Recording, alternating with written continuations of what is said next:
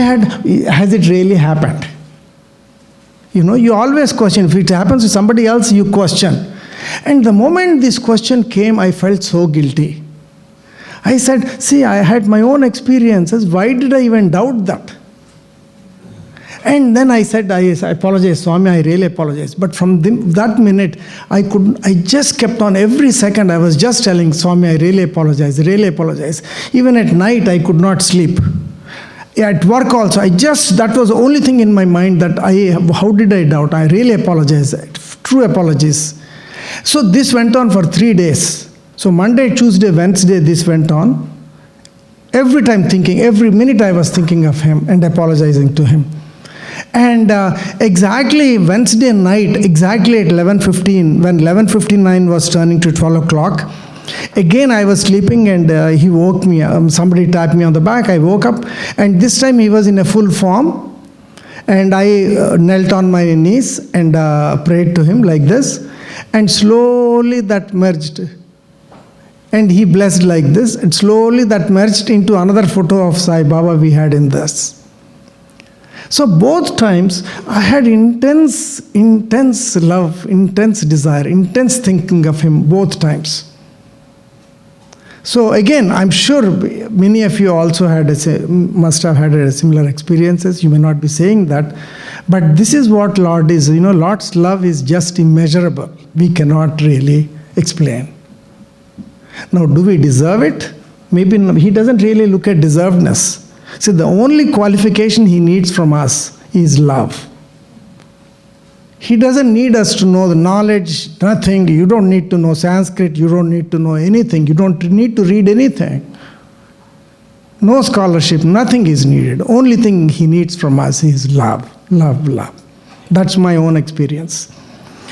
And then the other thing I want to tell you is, Larry is here and he does a lot of selfless service. He comes here and does a lot of cleaning, taking care of landscape.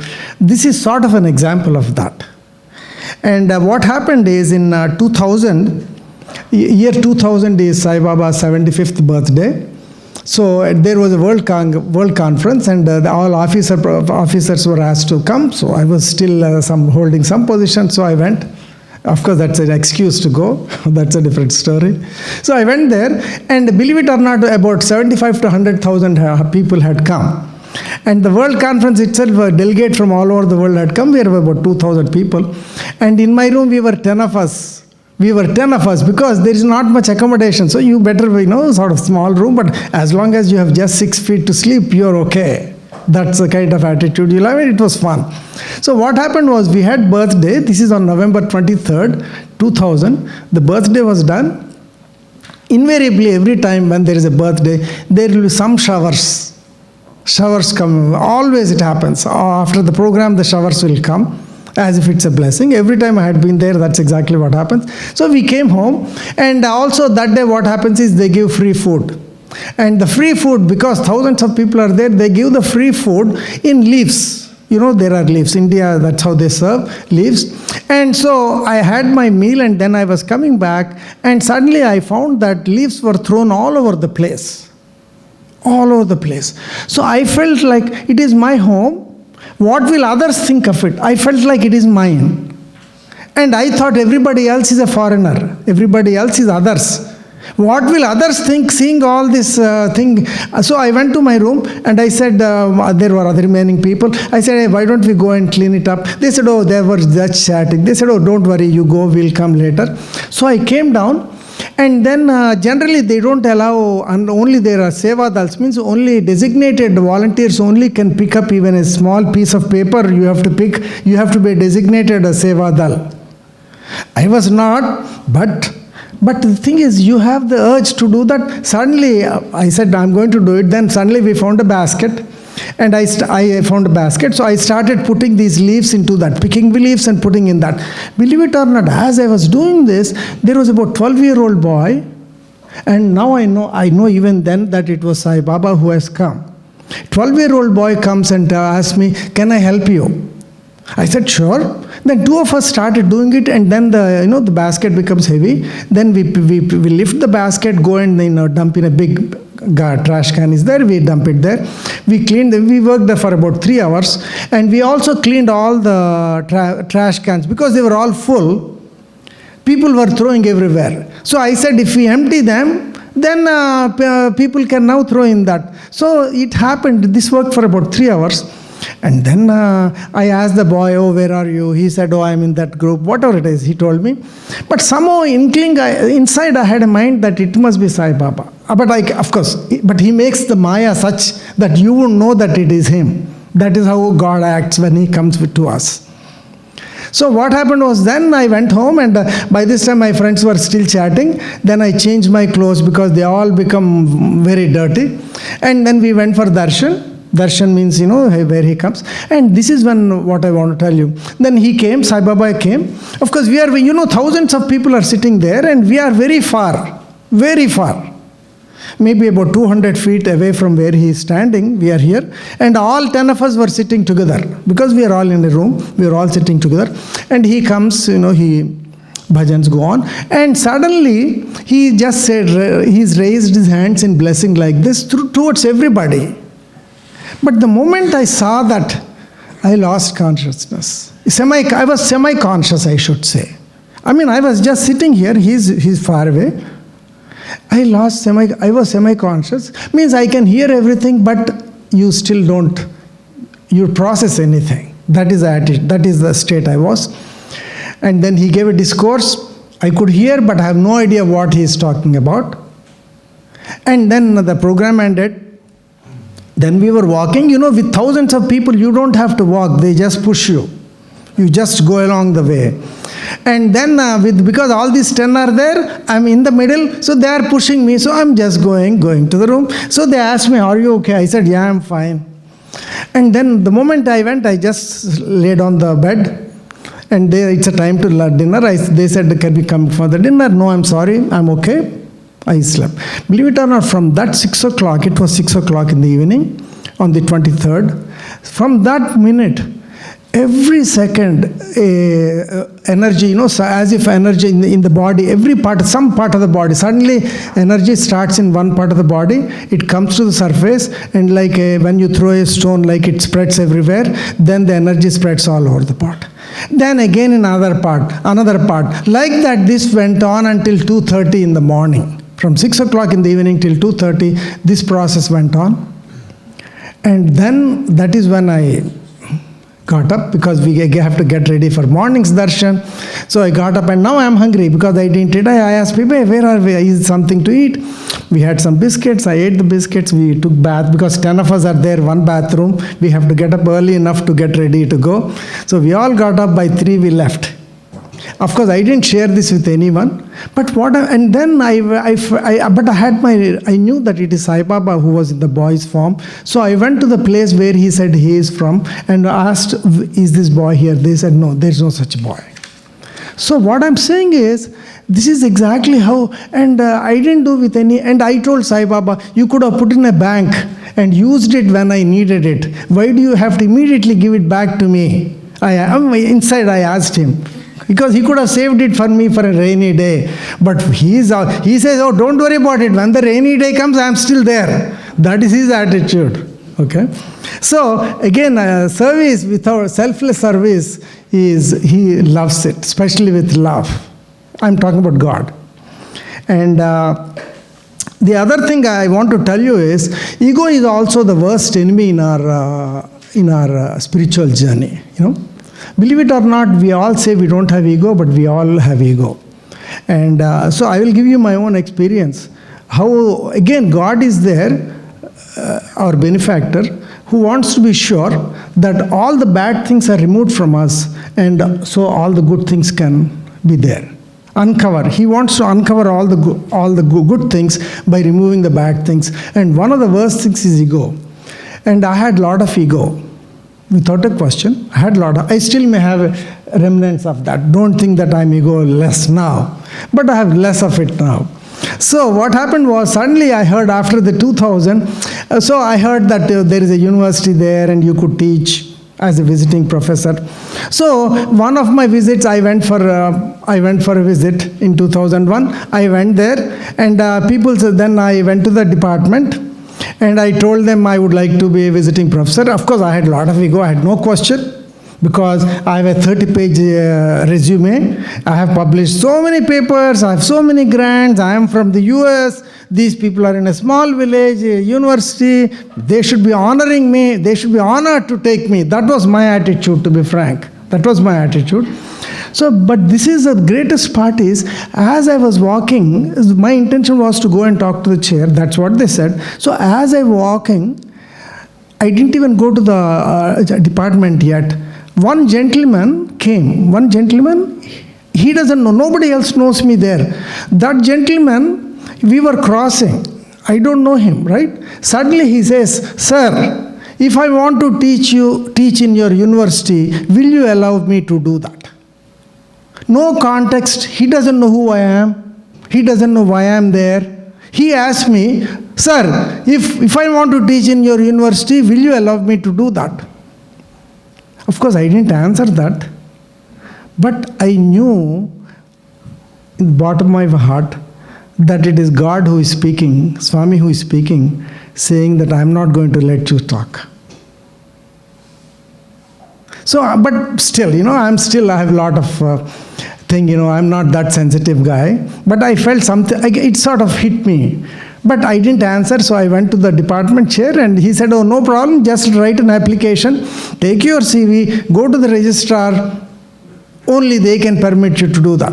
I said, "No problem." I wrote the application, I took my CV, which I printed here, 30-page CV, and went to the registrar. Again, I thought I'll be given welcome. "Oh, sir, please come, try teach." They said, "We will let you know. Thank you very much for the application. We will let you know." I was really disappointed. And then I came back. So I came back home. I came back to US, and I was waiting for the letter to come from them. It never came. But until then, even then, I'm very egoistic. I'm definitely going to get it. And 3 months it didn't come. Then I hit me. See, this is what it is. I see my attitude was so bad. I went with an ego attitude that yes, they should be inviting me to come. Then now I started praying, saying, "Swami, please let me come. This is great. I have to do some service to you. This is the only service I can do." I kept on, believe it or not, for the next 9 months, I was continuously praying to him that just give me an opportunity to serve you by teaching. That's all I did. And now I went back next year in 2002. Now is a miracle. So I went to the department. Now there is a different chair. And then I went, "Sir, can I do something? Can I give a talk?" He said, "Oh, can you teach a course?" I said, "Sure, I can teach a course." "And what course do you want me to teach?" They said, "Oh, we have a distributed systems course. It's a new course, just started now. We don't have anyone to teach." I said, "I just finished teaching that course that semester, and I'm coming. What is the book?" Same book that we followed. I said, "I can start right now." And believe it or not, no application, no registrar, no nothing. So for next 10 days, I used to teach many hours every day, and I was able to cover a lot of it. And the best part is, while coming back, he said, "Sir, next time when you come, why don't you come for a longer time?" And from then on, I used to go for 6 weeks. See the grace, so he waited. Because if I got it the first time, I would have thought it's my greatness that I got it. But he wanted to get my ego down, because that is what God does. Every time we are high, he will bring it down, because ego is not good for spiritual aspirants. So I have learned that lesson. And may I know the time we have? We have about 10 minutes? Okay. Do we have about 5-10 minutes? Okay, thank you. Thank you. And I have to tell you this. Second time when he said, "Come next time I went prepared, of course, because I know I was going to be there for 6 weeks. This is again a miracle, I should say. So I went there, I went to the gate and I walked out of the gate, and from the ashram, this is a little away. You have to walk about 10 minutes to go to the college. It's a walking distance. And I came out of the gate and I started walking. Suddenly an auto stops. Suddenly an auto rickshaw stops next to me, and in that there was a gentleman. He asked, "Sir, did you not get the car? We have sent it to you." And I said, "No, you must be, I'm not expecting any car. No one knows that I'm coming except for my chair. Nobody knows. And you must be mistaking." "No, no, sir, I know you very well. I know you very well. Please come, please come." And I sat. I was wondering, who is this man? And this is my first time. And not only that, at that time I used to have a habit, not habit, it's just a thing, of leaving one button out like this. Now unbuttoning one, I don't know why. And suddenly that gentleman took the liberty to button it. And then he took the auto all the way into the building, right up to the stairs of where you get down. Not the gate, but right inside. I said, "I will pay for it." No, you don't pay. And then he went along with the auto. He didn't even get out. I have never seen the gentleman ever, because since then I have been going for the last 25 years. Never seen him. And I know, because only Sai Baba knew I was coming. No one else knew. So once again, how God comes in which form, we have no idea. So we should really be aware of His presence in each and every one, because we never know how He comes. And He is in fact in us. We are only missing the awareness. That's all the problem is. And I just want to share something that happened last year.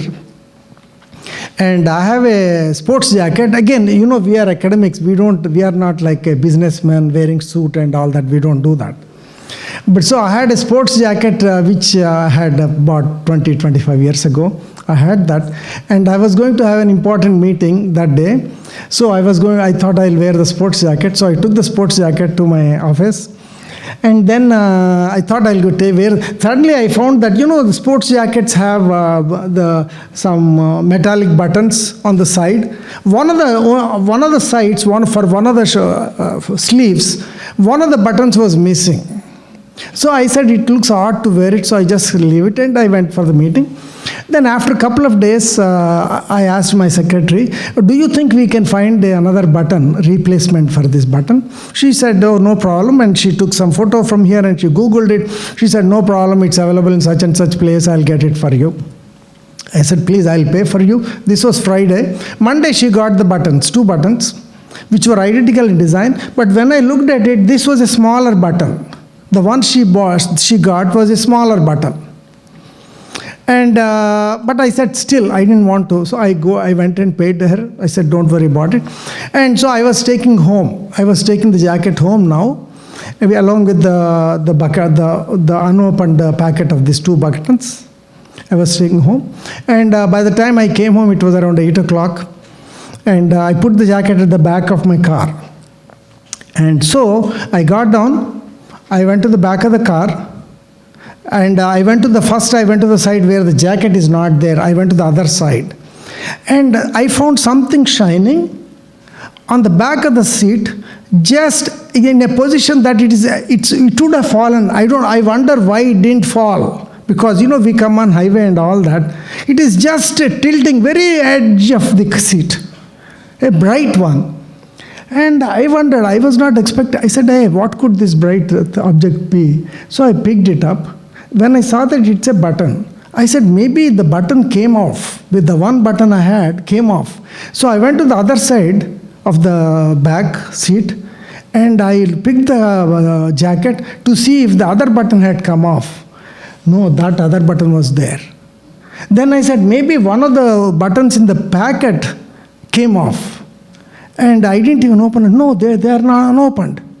Then I knew that this is a manifestation of God. And it is exactly identical to what I was having this sports jacket. So God, out of His love, has manifested, not that I prayed, because it's not something you want to pray for. And but that is his love. Where he shows his love, we don't know.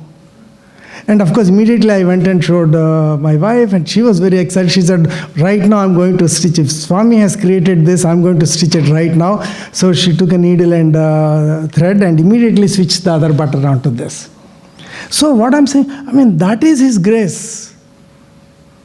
That is, and what did I give in return? Nothing. Now, what joy, but the joy we get out of this is amazing, right? It's not the button, because I could have replaced both buttons also. It's not a big deal. But the joy we have that somebody is there watching out for us. And so that is what the most thing I would say. And I'll just take 2 minutes, if you excuse me. Is it okay? Couple of minutes? Okay. And I'll stop it. Should I stop it? Okay, thank you. And again, we have, again, your inner voice, you all know how God speaks to us. And again, several incidents. Again, this is only part 1 of the talk, because part 2 will be my wife's chance to share her experiences. That will be in January. So stay tuned for part 2. Thank you very much.